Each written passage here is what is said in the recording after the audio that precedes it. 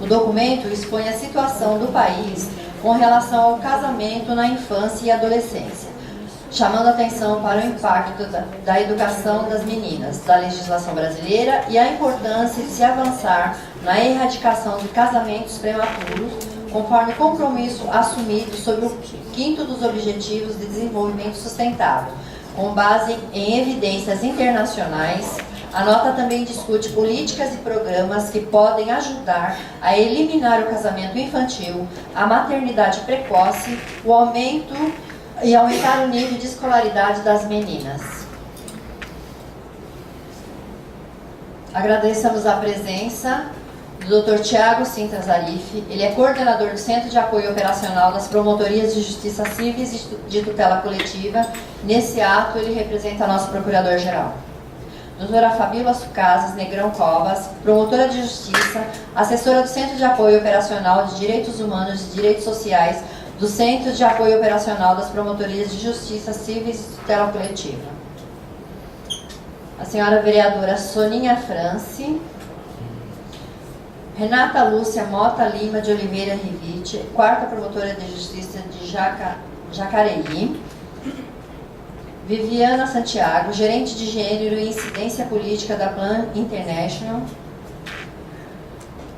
Doutora Paula Tavares, advogada especialista sênior em gênero do Banco Mundial. Dr. Flávio Antônio Gomes de Azevedo, executivo público da Secretaria de Educação do Estado de São Paulo. Doutora Thais Dantas, advogada do Instituto Aulana. Doutora Lia Pierson, advogada e professora do Mackenzie. Doutor Adalberto Agueme, médico. Senhora Carla Priscila Nogueira da Silva, analista de comunicação da Visão Mundial. Senhora Mônica Souza, ela é gerente de comunicação da Plan. Cíntia Beth, diretora executiva da Plan. Gabriela Pucienic, gerente de projetos da Plan. Nesse momento, eu passo a palavra para uma breve saudação para o Dr. Tiago Sintra Zarif.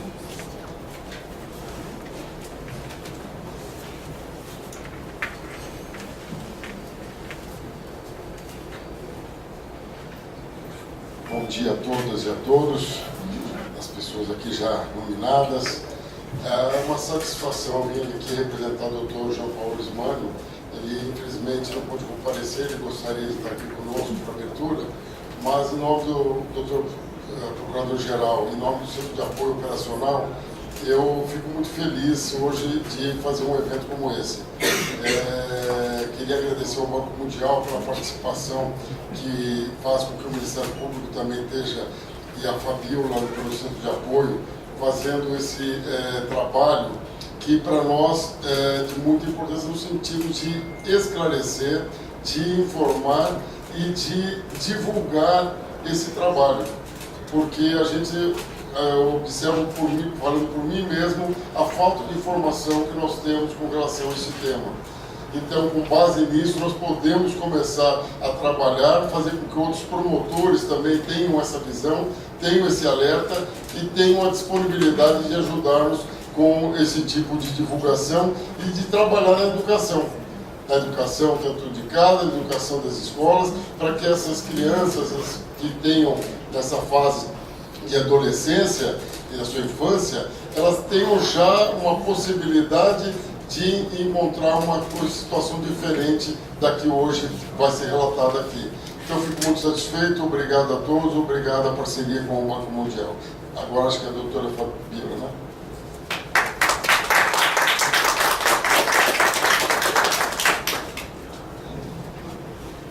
Convidamos a doutora Fabíola para a abertura do evento. A doutora Fabíola é promotora de justiça, assessora no Núcleo de Inclusão Social do CAUCIB e Tutela Coletiva.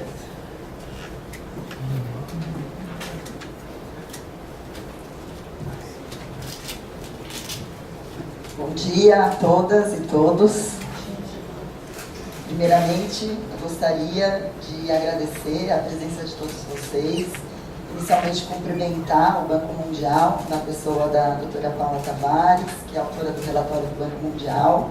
Também cumprimentar o Instituto Promundo, a organização Plan International, na pessoa da querida e amável, admirável amiga Viviana Santiago, estendendo também a sua equipe, e também a colega promotora de justiça, a doutora Renata Rivite, que é colega de concurso, amiga de longa data e que a paixão pelo Ministério Público salta aos olhos e daí também a nossa admiração. E farei os cumprimentos finais também para os nossos convidados. Bom, eu escrevi algumas linhas, eu gostaria aqui de fazer a abertura com essa leitura. Então é com grande alegria que o Ministério Público cedia essa atividade destinada à apresentação do relatório sobre casamento na infância e adolescência do Banco Mundial. O Banco Mundial, o Instituto Promundo e a Plan International têm se debruçado em estudos e pesquisas sobre a realidade do casamento infantil no mundo e no Brasil. Já divulgaram dados de que a cada ano 15 milhões de meninas se casam antes dos 18 anos no mundo, que há mais de 700 milhões hoje no mundo que se casaram precocemente e aproximadamente 142 que se casarão até o fim da década. Ou então, que o público mais atingido pela realidade do casamento infantil são as meninas, e que o Brasil se encontra no 4º lugar do mundo em números absolutos de mulheres casadas com idade inferior a 18 anos, atrás da Índia, de Bangladesh e Nigéria. Dentre as causas dessa realidade já publicadas, há a própria existência de um familiar abusivo, dogmas religiosos e controle da sexualidade da mulher. Dentre as consequências, desde aquelas de nível individual, como a gravidez precoce, o risco de mortalidade materno-infantil, a evasão escolar, como as de caráter comunitário e social, distanciando cada vez mais os objetivos de igualdade de gênero e redução da violência de gênero contra as mulheres. Vale aqui o registro da dissertação de mestrado de Vitória Brito Santos, intitulada Ela se juntou com um cara, de 2017, que logo traz em sua introdução uma reflexão sobre o sentido da infância e como ele tem se transformado. Desde por muitos anos, uma parte insignificante na vida dos sujeitos, a sua adultização até a sua consideração na pessoa mais importante da família, o futuro da sociedade, a proteção integral e a prioridade na garantia de direitos. Mas para meninas, não é bem assim. Simone de Beauvoir, no Segundo Sexo, inaugura seu capítulo da mulher casada ao dizer: o destino que a sociedade propõe tradicionalmente à mulher é o casamento. Em sua maioria, ainda hoje, as mulheres são casadas ou foram, ou se preparam para sê-lo, ou sofrem por não sê-lo. Se para muitas mulheres o casamento é uma opção, para as meninas é uma não opção. Quais opções eu tinha? Eu ficava trabalhando e não brincando. Ou a única, senão eu ia passar fome. Ou então a melhor dentre as piores existentes. Ninguém mandou engravidar. Vai endireitar porque casou. Veremos que o casamento infantil passeia por uma série de violações a direitos. Na causa, na sua própria coexistência e nas consequências. E os direitos violados são das meninas. São das mulheres que elas se tornarão. São das filhas que elas terão. É uma violência como um marcador de gênero e de classe social, que tem como um de seus responsáveis o meio social e as instituições. Entre as próprias gravidezes, que por si só submete as meninas a um perverso julgamento moral e de escolha, aos riscos à saúde nas gravidezes precoces, à redução das oportunidades de educação, obtenção de emprego e trabalho, ao maior risco à violência doméstica, estupro marital, ao estigma social, são meninas que têm sua infância interrompida e desrespeito absoluto ao direito reconhecido pela ONU, pela Convenção CEDAW, de as mulheres de qualquer idade viverem livres de violência e também a direitos fundamentais e sociais previstos na nossa Constituição Federal. Há muitas brechas. Uma delas, de caráter legal, está prestes a ser afastada. O PLC 56 de 2018, que está no Senado, pronto para a deliberação, visa proibir totalmente o casamento de crianças e adolescentes antes dos 18 anos, barrando as brechas existentes na lei atual, modificando o artigo 1520 do Código Civil, proibindo, em qualquer caso, o casamento de quem não atingiu a idade núbil. Falta conscientização. Legitima-se vergonhosamente o casamento infantil na explícita e tolerada concepção de que meninas são mini-mulheres, na objetificação e na consideração de subserviência do corpo feminino. Conduz-se à naturalização de suas consequências, dando-se combustível e velocidade à engrenagem da desigualdade de gênero, que se retroalimenta e reproduz por gerações. A maior brecha é a da convenientemente cega, entre aspas, tolerância social, de padrões estereotipados de comportamento e costumes sociais e cultura baseados em conceitos de inferioridade e subordinação do gênero feminino. A violência de gênero ganha cada vez mais eco no enfrentamento da própria desigualdade de gênero. Se para o Ministério Público, que é comprometido com a defesa da ordem jurídica, social e dos direitos indisponíveis, a pauta da violência já nos é tomada nos bancos jurídicos, ganha-se espaço, e assim podemos dizer, status de prioridade, a temática dos desvalores das desigualdades, notadamente a de gênero. Muitos dos créditos à própria Lei Maria da Penha. Creio que este dia nos servirá e nos inspirará a ações em rede para enfrentarmos essa realidade. Os instrumentos de pesquisa que serão trazidos no debate, que serão trazidos pelo relatório, certamente nos servirão ao engendramento na prevenção de ações de políticas públicas que digam respeito, principalmente, na prevenção daquelas desigualdades que têm por origem e consequência justamente o fenômeno do casamento infantil. E fica aqui a dica, as rodas de empoderamento para meninas e incentivos econômicos. Por fim, eu gostaria de agradecer a presença da vereadora Sonia Francini, que tem se tornado uma parceira em todas as nossas ações, que tem contribuído na sua atuação no Legislativo Municipal para uma realidade, nós sabemos, mais justa aos mais vulneráveis. Muito obrigada pela sua presença, Sonia. Também do médico especializado em saúde da mulher, o Dr. Adalberto AGM, que também tem nos fortalecido nas ações do projeto de prevenção da violência doméstica com a estratégia de saúde da família, que foi instituído em São Paulo pela Lei 16.823/18, e cuja segunda edição da cartilha, que nós deixamos à disposição, contempla a temática do casamento infantil, justamente pensando nas rodas de empoderamento que as agentes comunitários de saúde poderão realizar nas regiões de sua atuação. Agradecer a presença também do Flávio Antônio Gomes de Azevedo, da Secretaria de Estado da Educação, que é nossa parceira no projeto Vozes pela Igualdade de Gênero. Aproveito para convidar todos que na semana que vem, no dia 11, será a premiação dos alunos, né? Nós temos 10 finalistas, e nessa edição desse ano, com a temática Em Todos os Lugares em Pé de Igualdade, nós abordamos a temática do casamento infantil. Agradecer a professora Lia, que aqui está, que vem do mundo acadêmico, né, e nos engrandece por contribuir, inclusive, para o Ministério Público nessas ações de prevenção que pretendemos realizar, viu, professora?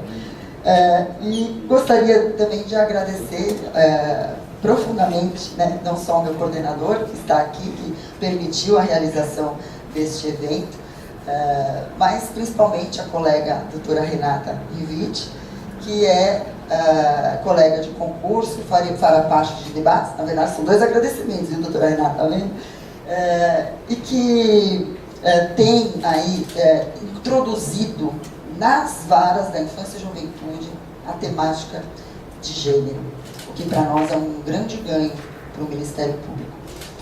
Eu queria quebrar um pouquinho o protocolo e chamar a vereadora Francini para fazer o uso da palavra por alguns minutos, antes então da apresentação do relatório. Muito obrigada.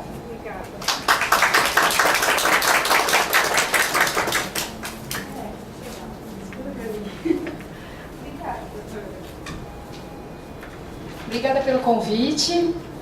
Falar muito brevemente aqui sobre qual que eu acho que é o papel do Legislativo nisso tudo, o papel da Câmara Municipal de São Paulo. Muito frequentemente, quando as pessoas se dirigem a um vereador, até mesmo um candidato a vereador, querem saber que leis ele vai fazer, ou que leis você já fez, que leis você aprovou. Até a atividade parlamentar muitas vezes é avaliada em função disso, as leis que você fez. E quem conhece um pouco melhor o funcionamento das instituições e quem examina melhor a sociedade sabe que fazer lei resolvesse os problemas, muitos deles já estariam extintos, né? Claro que é importante a produção legislativa, a análise do que já é lei e precisa ser revisto, precisa ser atualizado, modificado, consolidado. A gente tem muitos temas que contam com dispositivos legais inúmeros e variados. Para dar um exemplo recente, sobre lixo na cidade de São Paulo, existem 25 leis municipais. Quem é que conhece tudo isso? Então, a produção legislativa em si é muito importante. A fiscalização do que já é lei é fundamental, fiscalizar de todas as maneiras, até sem sair de trás do computador, a gente fiscaliza contratos, editais, execução orçamentária, a previsão orçamentária em si. Esse ainda é só uma parte do trabalho. O legislativo tem até uma liberdade de tempo, principalmente, que o executivo não tem. Eu já estive no executivo, né? No executivo a gente tem um problema para hoje. A gente tem a chuva da noite, a gente tem questões urgentes o tempo todo. O legislativo pode se preocupar com todas elas sem se ocupar necessariamente de todas elas. Então isso nos dá o poder e, portanto, o dever de estudar os temas com mais profundidade, de investigar as questões complexas que não vão ser resolvidas numa canetada, num serviço público, num produto. Então, para mim, pesquisar, estudar, investigar, conhecer é dever do legislativo.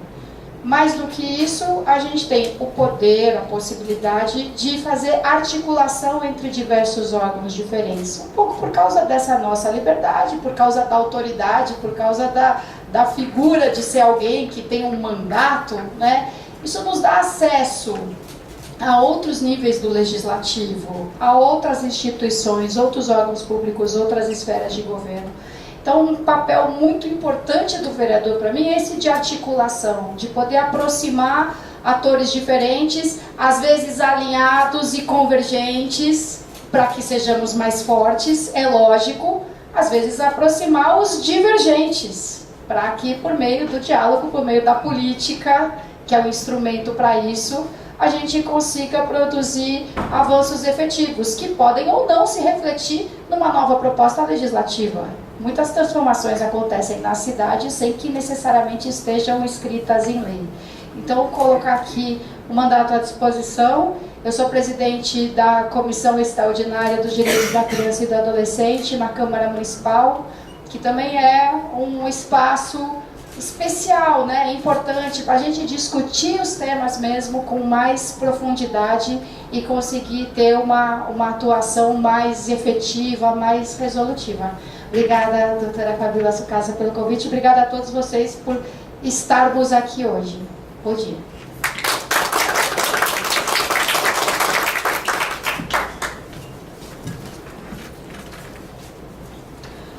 Nesse momento, convidamos para apresentar o relatório a advogada especialista sênior em gênero do Banco Mundial, senhora Paula Tavares.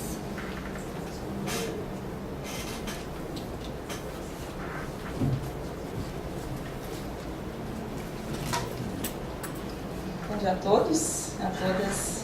Primeiro gostaria muito de agradecer a doutora Fabíola Sucasas, o doutor Thiago Zafrife, a vereadora Francine pela introdução, pela apresentação do tema tão importante, principalmente pelo acolhimento aqui no Ministério Público de São Paulo a esse evento e a apresentação desse relatório, que eu acho que alinha bem com a proposta de trabalho de vocês aqui também, proposta de trabalho hoje para o Brasil. Agradecer a parceria do Instituto Promundo, da Plan Internacional, a doutora Renata também, que irá nos participar aqui da mesa no debate, e um pouco a todos os especialistas, autoridades e participantes aqui presentes, pelo interesse, pela presença nesse tema tão importante que nós, no Banco Mundial, temos trabalhado, principalmente nos últimos 2 anos, já há mais tempo, mas trazendo um pouco dos dados da nossa pesquisa, das nossas pesquisas aqui para o Brasil, para ajudar um pouco no combate, na erradicação dessa prática, que não é só no Brasil, ocorre no mundo todo, mas que no Brasil a incidência é alta e a visibilidade é importante para que haja um maior engajamento e iniciativas nesse sentido. Esse trabalho é um trabalho de uma análise recente que nós fizemos, que eu vou apresentar aqui, que trata um pouco do casamento na infância e adolescência, um pouco os dados que já foram apresentados em termos da realidade no Brasil, mas principalmente trazendo um pouco, tentando fazer um vínculo e uma relação com a escolaridade, a educação, a importância de educar as meninas, de garantir que permaneçam na escola, isso tendo um impacto bastante grande na incidência de casamentos prematuros, de maternidade precoce e também a legislação brasileira, onde ainda há brechas, como já foi mencionado, e um pouco trabalhar no sentido de fechar essas brechas e aumentar a proteção efetiva para as nossas meninas e adolescentes. Primeiro, um pouco do arcabouço internacional, do contexto internacional em que surge todo esse trabalho com relação ao casamento na infância e adolescência, o casamento infantil. É bastante recente. Eu sempre digo que todo o entendimento e a proteção, o entendimento do casamento infantil, do casamento da infância e adolescência é muito recente. A Convenção dos Direitos da Criança Internacional, ratificada pelo Brasil, foi em 1990, bastante recente. Antes disso, tínhamos já a CEDAW, como foi mencionado, que já trazia algumas proteções. Temos recomendações da ONU, do Comitê da ONU para a Proteção dos Direitos da Criança e outros, e determinando que realmente a infância deve ser protegida até os 18 anos de idade e que, com isso, deva se proteger e tentar coibir os casamentos antes disso, sejam eles formais ou informais, no sentido de proteger a criança ou adolescente dos impactos negativos que vêm com o casamento prematuro, que tem consequências em termos de evasão escolar, de educação, em termos de saúde, em termos de outros resultados ao longo da vida, que nós vamos comentar aqui. É uma prática que afeta principalmente as meninas, em outras partes do mundo também meninos, depende um pouco do contexto, mas considerado hoje amplamente uma forma de violação de direitos humanos e uma forma de violência. E aqui há um pouco a definição do casamento infantil, né, na normativa, nos padrões internacionais, é a união formal ou informal antes dos 18 anos de idade. Então, um pouco que vamos tratar aqui. Sabemos que existe uma relação muito estreita entre o casamento na infância e adolescência, a maternidade, a gravidez precoce, também definida como a gravidez antes dos 18 anos de idade. É a idade em que se considera hoje que se atinge a plena formação física, maturidade emocional, psicológica, para assumir esse tipo de responsabilidade e em termos de maternidade precoce, em termos de consequências, em termos de saúde. A gravidez precoce associada aos casamentos prematuros levam a taxas mais altas de fertilidade, também riscos mais altos em termos de mortalidade materno-infantil, isso é comprovado no mundo todo. Também associada a riscos mais altos de violência doméstica, violência por parte de um parceiro íntimo, também já comentado aqui, e perda de autonomia para as mulheres, né? Perda de perspectivas em termos de possibilidades, perspectivas futuras, inclusive de trabalho e de decisões futuras para a sua vida. Entendendo que a questão é uma questão que hoje ainda tem uma incidência muito grande e tentando dar visibilidade e aumentar o compromisso dos países no mundo todo com a erradicação dessa prática, com a erradicação dos casamentos na infância e adolescência, virou hoje, faz parte de uma das metas do Objetivo 5 dos Objetivos de Desenvolvimento Sustentável, entendendo que é uma prática que realmente tem consequências bastante nefastas para as crianças, na infância e adolescência, e entendendo que isso tem impactos na educação, em ganhos na vida adulta, o custo sendo não só para as próprias meninas, mas para a sociedade como um todo, ou seja, o engajamento da sociedade no combate a isso é muito importante. E hoje nós vemos uma visibilidade muito maior, quer dizer, um engajamento muito maior, um entendimento de que é preciso realmente trabalhar para coibir e erradicar esse tipo de casamento, mas ainda as iniciativas são limitadas, vem aumentando muito, tanto no Brasil como no mundo todo. Nós realmente estamos vendo um trabalho bastante grande e reduções, mas essas reduções nas taxas ainda são bastante lentas, né? No Brasil, inclusive, nós vemos isso. E o que vemos é que existe uma associação bastante grande com a escolaridade, né? Então, muitas vezes, a permanência de meninas ou trabalhos, iniciativas para aumentar e garantir a permanência das meninas e adolescentes na escola, principalmente até a conclusão do ensino médio, é um dos fatores que tem sido efetivo em adiar os casamentos. No Brasil, nós vemos que nos últimos 10, 15 anos registramos avanços bastante grandes em termos do nível de escolaridade das meninas, mas que ainda as taxas de casamento prematuro, de casamentos na infância e adolescência, antes dos 18 anos e gravidez precoce são bastante altos. Um fator em relação a isso é que, apesar do aumento do nível de escolaridade, a taxa de evasão ainda em termos de conclusão do ensino médio, que é justamente a faixa etária em que se registra o maior número de casamentos antes dos 18 anos no Brasil, que é na faixa entre 17 e 18 anos, ainda é muito alta. Então, uma associação com a evasão, principalmente em termos de conclusão do ensino médio e os casamentos antes dos 18 anos. Aqui as tendências de escolaridade, como eu mencionei, nós fizemos uma avaliação, isso foi uma das análises, pegando desde 2000, com o censo de 2000, vendo o censo de 2010 e a PNAD de 2015, vendo um pouco quais foram as tendências em termos de redução das taxas dos casamentos na infância e adolescência, e o que nós constatamos é que tem avançado muito limitadamente, muito pouco a redução de aproximadamente 2 pontos percentuais nesse período de tempo, e que realmente nesse ritmo o Brasil não atinge essa meta de erradicar os casamentos na infância e adolescência até 2030, que é o objetivo, né? O objetivo assumido por vários países, inclusive o Brasil. Em termos de avanços para aumentar a escolaridade, como eu comentei, os avanços têm sido bastante grandes em todos os estados e um avanço principalmente nos estados que estavam mais atrasados. Então, esse é um dado positivo, mas ainda a alta taxa de casamentos na infância e adolescência. Aqui uma relação, isso é um gráfico mostrando um pouco a associação entre a prevalência de casamento na infância e adolescência e a conclusão do ensino médio nos diferentes estados do Brasil. Que nós vemos é que onde há maiores taxas de conclusão do ensino médio, as taxas de casamento na infância e adolescência são menores. Então, mostrando ali essa relação bastante alta entre a conclusão do ensino médio, principalmente, que é essa faixa etária, e a redução ou a menor incidência de casamentos na infância e adolescência. Claro que existem diferenças entre estados, mas em todos os estados vemos essa relação entre os casamentos e a escolaridade. Em termos de proteções legais, que é um dos temas que nós temos tratado bastante no Banco Mundial, o projeto Mulheres, Empresas e o Direito para o qual eu trabalho, faz uma análise da legislação arcabouço jurídico em vários países em termos de maior inserção da mulher, em termos sociais, impactos em termos de perspectivas futuras de trabalho.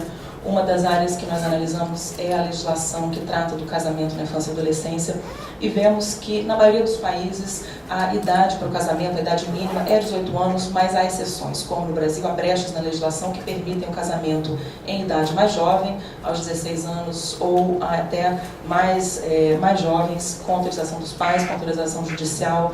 E fizemos uma outra análise mostrando que em muitos países, mesmo com essa legislação, muitas meninas se casam aí informalmente, são as uniões consensuais, abaixo dessas idades. Então, o que nós consideramos, entre aspas, de casamentos informais e legais, abaixo da idade mínima, mostrando que além da legislação é preciso realmente trabalhar com outras iniciativas para coibir a prática, né? A legislação é um passo importante, crucial, proteção por lei das meninas e das adolescentes, mas outras iniciativas também são necessárias. Aqui o Código Civil Brasileiro, isso já foi comentado, são as brechas que hoje existem. Sabemos que hoje tramita, está no Senado já prestes à aprovação, esperamos um projeto de lei que fecharia uma dessas brechas, a que permite o casamento abaixo dos 16 anos. Então seria um avanço bastante grande para o Brasil em termos da legislação e da proteção. A nossa avaliação e o estudo mostrando entre 2015 e 2017 um pouco quais foram as tendências de legislação dos países da América Latina. Nós fazemos essa avaliação para os países do mundo todo. Na verdade, o estudo é um estudo global, mas aqui o recorte para os países da América Latina e Caribe. Realmente, nesse período, 5 países fecharam essas brechas. Por exemplo, Costa Rica, que antes o casamento era permitido aos 15 anos, com autorização dos pais, essa brecha foi eliminada. No Equador, aos 12 anos, a menina podia se casar com autorização dos pais, essa brecha foi eliminada há mais ou menos 2 anos. E outros países, Guatemala, México, Panamá. Depois disso tivemos Trinidade e Tobago e nós continuamos acompanhando o avanço da legislação, reformas legislativas para eliminar essas brechas de maneira completa, aumentando a idade para 18 anos realmente. Nós sabemos que a maior parte dos casamentos que ocorre, enfim, em muitos países não é necessariamente um casamento formal, não são formalizados, mas essa proteção e um pouco essa sinalização do governo em termos de qual deva ser o comportamento e indicar isso por legislação é muito importante. Em termos de estratégias para acelerar a redução do casamento na infância e adolescência, isso tem por base estudos, trabalhos que nós temos feito em outros países do mundo, intervenções que têm surtido efeito. Primeiramente a legislação, o entendimento que a legislação é um primeiro passo muito importante, mas a outra intervenção, iniciativas que garantam que as meninas concluam o ensino médio, tem sido uma das áreas de maior efetividade, programas que garantam que as meninas terminem o ensino médio, muito com incentivos para isso, a disponibilidade de escolas próximas, o acesso às escolas, garantir que haja aprendizado nas escolas, a qualidade do ensino por um certo lado, mas também trabalhos, iniciativas, programas voltados a desenvolver outras habilidades. Muitas vezes o casamento prematuro, o casamento antes dos 18 anos, vem, como foi comentado aqui, como uma falta de alternativa, uma falta de perspectiva, com uma perspectiva de trabalho, oportunidades econômicas, perspectivas depois do ensino. Então o casamento vem como uma alternativa, e trabalhos e programas que mostrem outras alternativas, que preparem para a vida após a educação, que preparem, que mostrem a importância da educação e mostrando como terminar a educação, o ensino médio, traz ganhos em termos de perspectivas de trabalho e alternativas futuras, tem sido bastante eficaz em mudar um pouco essa mentalidade e garantir que as meninas adiem o casamento. Isso com trabalhos feitos em outras partes do mundo. Outras intervenções aliadas a restrições econômicas ao ensino, isso quando é uma questão econômica, ou às vezes a evasão escolar por uma questão econômica de segurança, da segurança para a menina com o casamento, ou alternativas em termos de começar a trabalhar mais cedo. Então, trabalhando em intervenções que aliviem restrições econômicas ao ensino. E trabalhar um pouco também questões de normas sociais que perpetuam a desigualdade de gênero, que são também uma das bases, um dos elementos que leva a esse tipo de casamento prematuro, Intervenções dirigidas às comunidades, trabalhando com os líderes nas comunidades, com os homens, trabalhando com a comunidade toda, e muito trabalhando os temas, a importância de se focar na educação, de adiar os casamentos, mostrando as consequências em termos de saúde, em termos de oportunidades, trabalhando toda essa conceituação de mudança de paradigma, tem sido também um trabalho bastante utilizado. Um pouco era isso, essa análise realmente tentando trazer o impacto da redução dos casamentos na infância e adolescência, trazendo os dados mostrando que o Brasil tem avançado de maneira bastante limitada e precisa acelerar esse trabalho de combate para erradicar os casamentos na infância e adolescência, e trazendo um pouco o trabalho que tem sido feito, mostrando intervenções, principalmente com relação à escolaridade e ao ensino de meninas, como efetivos para adiar os casamentos prematuros. Muito obrigada.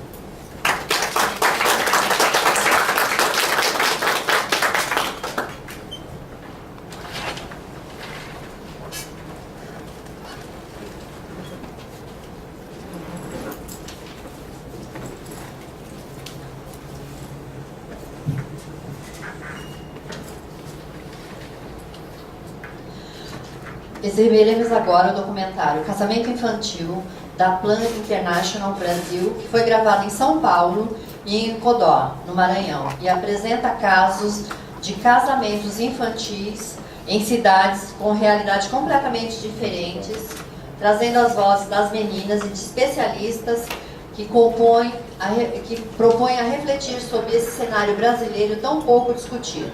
Uma sessão de debate sobre o tema acontecerá logo após a exibição do documentário, durará em cerca de 30 minutos.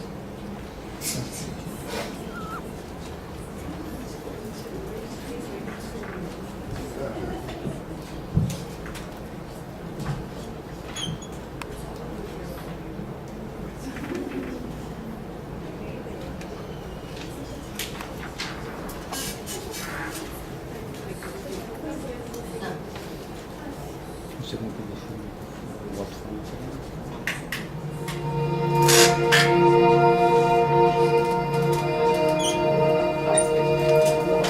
Sequência 4, interior.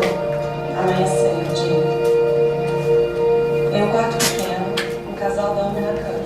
Uma luz matinal entra pela janela.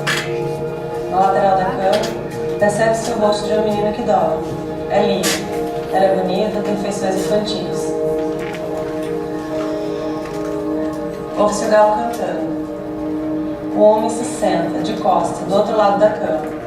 Um moreno bonito de olhos claros, cabelos crespos, estica o braço, chacoalhando Lia delicadamente, e fala baixinho. Lia, acorda. Vai cuidar. Passa café que eu já vou sair.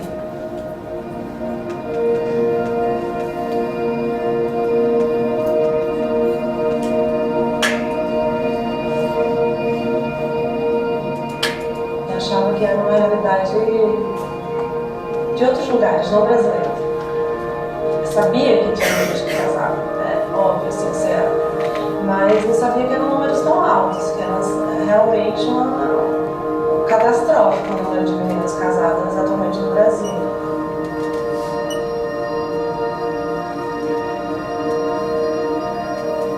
Quando eu comecei a pensar em fazer uma ficção, eu tentei juntar um pouquinho de cada menina numa menina só. E eu achei que talvez uma ficção pudesse trazer esse diálogo, essa temática de uma forma mais abrangente mesmo, de conversar com vários públicos, levar essa menina que não existe sendo todas essas meninas, enfim. Então aí nasceu a história por aí, eu comecei a escrever o roteiro.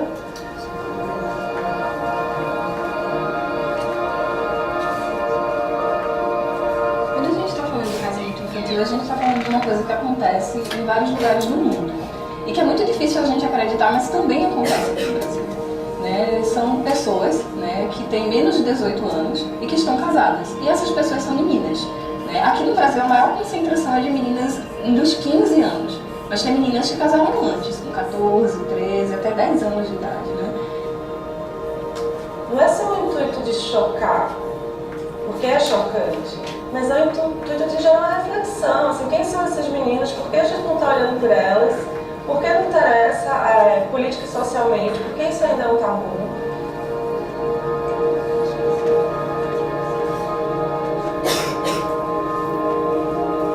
Então por que isso é um problema?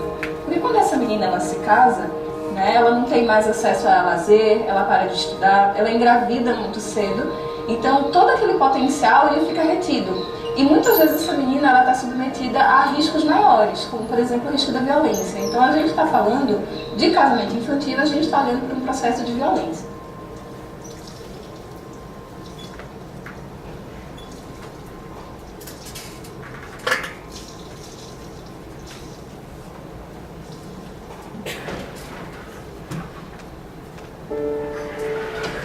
São meninas pobres a maioria das vezes.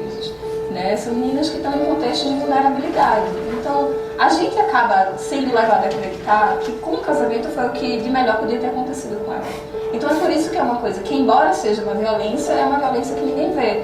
Porque vira aquela lógica do pelo menos. Mas pelo menos, ela agora tem comida, né? Mas pelo menos agora ela tem casa.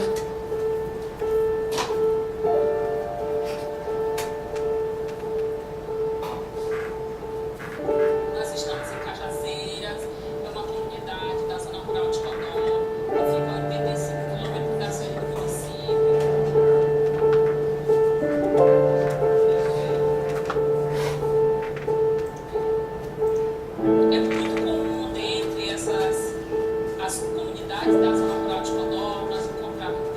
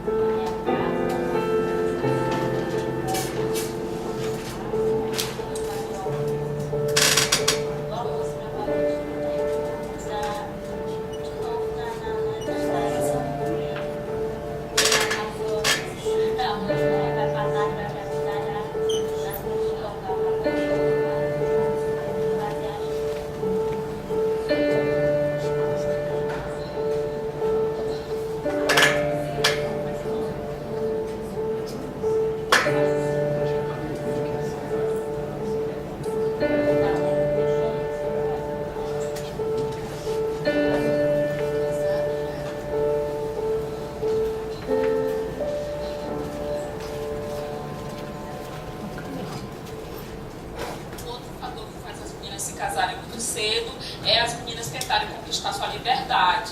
As meninas vão tendo filho muito cedo, envelhecem muito rápido, vão para a quebra de coco para poder manter a família, porque os companheiros são também muito pobres.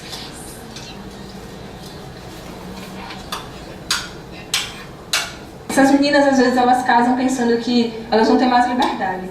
Ah, minha família me prende muito, minha família não me deixa sair, então eu vou casar porque eu quero ser livre. E é exatamente o contrário, porque o controle do corpo dela é muito grande, né? Então perceba, eu não estou achando solução nenhuma. Eternamente a vida doméstica do lar, e aí não conseguem estudar, não conseguem quebrar esse ciclo, não conseguem. Às vezes pensa que vai ter mais liberdade para fazer as coisas, às vezes elas se enganam, né? Aí pensa que às vezes tem marido que é bom, às vezes tem deles que é ruim demais, né? Às vezes apanha também, tem deles que apanha. E às vezes tem deles que sai só e deixa em casa cuidando de menino e cuidando das coisas de casa. E às vezes tem delas que levam uma vida boa em casa com a mãe e pensa que está levando uma vida ruim, né? Aí quando casa, pensa que vai levar uma vida melhor, às vezes não. O que nos chamou a atenção quando o Promundo começou a fazer a pesquisa é que, bom, temos o direito internacional de direitos humanos que define o que é ser criança e quando a criança pode casar ou não. Temos o Estatuto da Criança e Adolescente e temos as realidades e as vidas das meninas e dos homens dos casais que estão vivenciando isso. Então, a pesquisa do Verão Papago nos deu um olhar muito mais profundo sobre o que é essa vivência, essa experiência real para elas, como que é no dia a dia. Temos que olhar muito além de uma perspectiva vitimizante sobre as meninas, sobre casamento na infância e adolescência. Mas no Brasil é um tema extremamente complexo, é um tema que temos que olhar com muito cuidado e com todas as complexidades, não só dentro do Brasil, mas dentro de cada estado que é diferente, cada comunidade, cada lugar que é diferente. Não é só, no interior do Maranhão, porque é Nordeste, porque é um contexto, às vezes, menos urbano. Pense o contexto de grandes ocupações, grandes favelas. Se você também não vê isso,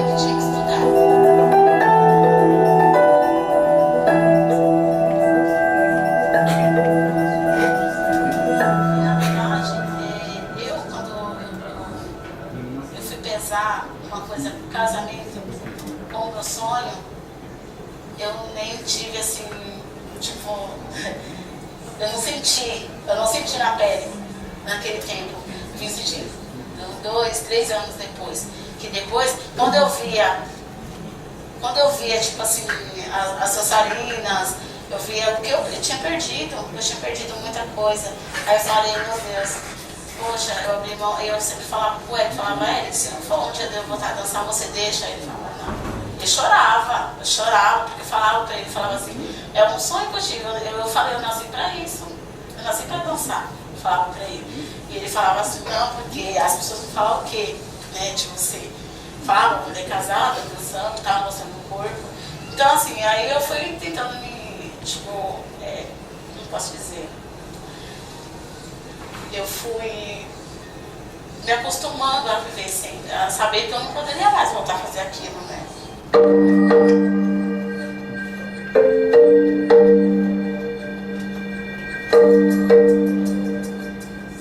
gente escolheu o tema Lavar no Meu Barco porque ele representa a importância das normas sociais de gênero, que quer dizer as formas, as expectativas, as formas que a gente tem para dizer o que é ser mulher, o que é ser homem na sociedade. E no contexto do casamento, as normas apareceram muito fortes e consistentes de o homem ser provedor, do homem ter a última palavra no casamento e das mulheres assumirem um papel mais passivo, então, de priorizar os papéis de ser mãe, de ser mulher, de ser esposa. E que a gente viu com isso quando priorizam esses papéis de gênero, muitas vezes colocam em segundo lugar, em terceiro lugar, a educação delas ou as outras coisas que elas querem fazer.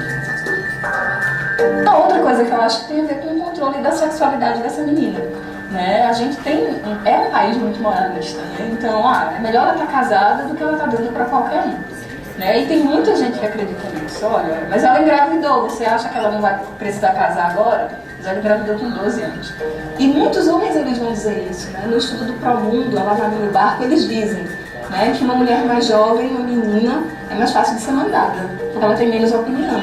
Então você junta, né, essa coisa do corpo, precisa ser jovem para ser bonito, e você junta um pouco dessa coisa dessa personalidade, que é uma pessoa que tem menos poder nessa relação. E aí você tem a novinha, né? Quando a gente fala dos sinais da sociedade elite, a gente está sempre pensando naquela ideia do que é que propaga, né, uma formação, uma questão específica, né? Eu costumo dizer que não tem um objeto de estudo, né? Tem uma temática, a gente vai ler um tema. A mídia ocupa um papel central na formação do sujeito, e nessa experiência é muito forte. Quando um homem mais velho se casa, a menina, né, vai morar com a menina, passa pelaquela expressão pegar uma nova menina. Mas vai dizer que a gente ouve, né? Aí o que ele fez? Aí ele está com ela. Mas ela é tão nova, ela vai criar um homem com uma menina mais jovem, status, isso sempre foi assim, né? O problema não nasceu agora com novinha. A gente já teve outros nomes para esse mesmo processo. Eram lolitas, eram anitas e outros nomes que a gente teve. E quem são essas mulheres? São meninas, né? Você tem aquelas pinturas, né, das mulheres, né, geralmente as afrodites. E aí eram aquelas figuras, os quadros mostram, né, mulheres rechonchudas, com as bochechas cor-de-rosa. Se você fizer um esforço bem pequenininho para pensar quem é que é rechonchuda e tem bochecha cor-de-rosa, é uma criança.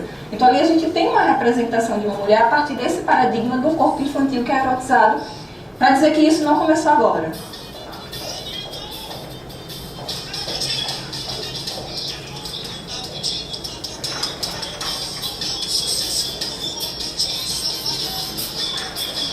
Não são só eles, né? Porque a gente tem autoridades que legitimam essa lógica, a gente tem autoridades religiosas, judiciais, a gente tem muitas vezes a própria escola. A gente é uma sociedade, ou seja, a gente não pode apontar uma pessoa responsável, porque é uma coisa que está na lógica de todo mundo, né?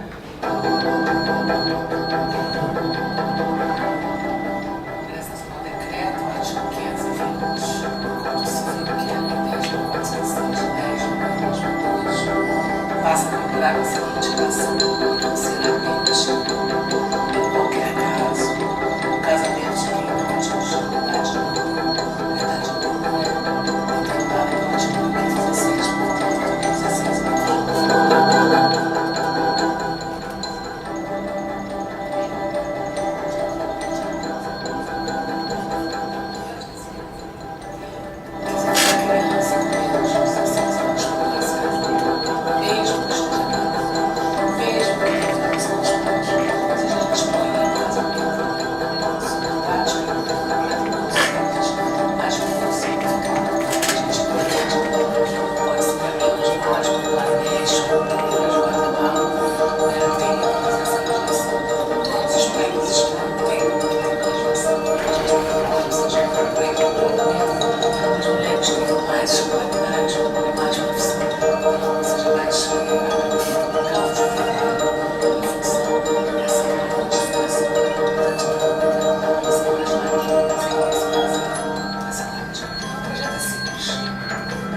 E o nosso esforço aqui no Brasil é tirar aquelas brechas que permitem com que as pessoas se casem antes de 18 anos. É um esforço do mundo inteiro, né? Quem atua no enfrentamento ao casamento infantil. Para a gente ter essa mudança na legislação, ela é fundamental, porque essa é uma mensagem que chega. Então, quando a gente tem uma legislação, ela vem com muito poder dizer assim, olha, a gente entende que quem tem menos de 18 anos não casa. E a gente sabe o poder das leis de conformar mentalidades. Mas como muitos dos casamentos são uniões informais, as pessoas se juntam, mas no caso, como em muitos contextos, a lei não é suficiente. Ela não pode dar ao comum da sociedade de que aquela legislação que permite alguma coisa, ela leva para a sociedade uma visão de que aquilo ali é possível, é válido, é legal, e não é. Né? Então o comando tem que ser o contrário. Não pode ter casamento de criança.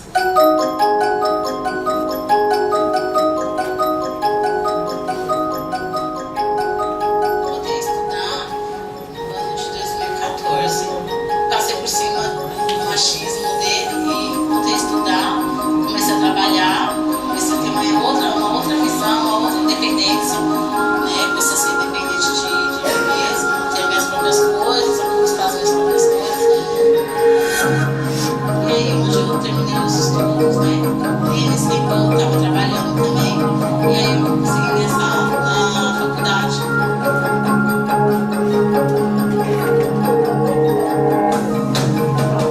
E quando eu fiz a minha matrícula, eu falei assim, nossa, eu não tô acreditando, gente, que eu tô entrando na faculdade.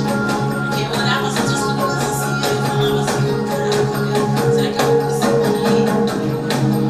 Quando eu olhava pra minha filha, eu falava, poxa, eu vou explicar pra minha filha, eu quero que minha filha case com 16 anos, eu quero que minha filha pare de estudar aos 16 anos. E quando eu entrei na faculdade, eu vi que eu também podia estar ali como aquelas outras meninas, que não só meninas que moram em comunidades, de favelas, como eu, para viver essa função realizada. Porque me fez ver o mundo de outra maneira, sabe? Eu me senti importante, na verdade, eu me senti importante, eu me senti útil.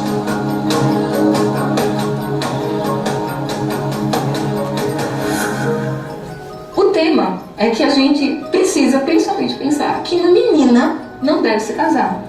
E essa ideia é a ideia mais poderosa, né? E a gente pensar assim, quem são as meninas? Né? As meninas, elas não são pequenas mulheres, elas são pessoas em situação de desenvolvimento. Continuar isso na sociedade brasileira de uma vez por todas. Cada vez que elas chegam na cidade, trata a criança como você, ao invés de facilitar a vida dela no futuro, você É sempre pro lado, é sempre pros outros, é sempre lutar pros outros. Não, não vai ser não vai só ir lá de Nordeste, é o país inteiro. Trabalhar com meninas e meninos nos temas de poder desconstruir as normas de gênero, poder ter uma reflexão crítica e questionar o que é ser menino, o que é ser menina, o que eu quero para o meu futuro. Todo mundo é responsável pela vida das crianças. Então, se eu melhorasse, eu conseguir melhorar a qualidade de vida de uma família, de uma criança, aquilo que aconteceu, ele repercute na comunidade que acontece. Então, todos nós somos responsáveis diretos, muitas vezes nem responsáveis indiretos na nossa vida. Sempre somos responsáveis. E para quem diz assim, que a menina casa com a menina, elas querem casar com a menina, escolhem. Aí eu faço essa minha pergunta, mas ela escolheu dentro do quê? Ela podia ser mais o quê? E dentre essas 10 coisas, ela escolheu casar. Não é assim? Geralmente, por falta de escolha, a única escolha que eu tenho, então, uma escolha, quando ela é feita dentro de um repertório muito limitado de possibilidades, ela não vai escolher. Escrevendo o roteiro, eu tive uma enorme desesperança, assim. Eu vi que o caminho é muito longo, mas eu acho que por eu ter tido essa desesperança, esse choque de realidade e saber que esse caminho é tão longo, eu acho que eu fiquei mais aguerrida para trabalhar para modificar essa situação, seja através de um filme, seja através de conversas no meu entorno, no meu microcosmo ali. Tem que se falar do assunto, tem que se mostrar, tem que se denunciar, tem que se discutir. E tem que levar toda essa discussão para essas meninas também.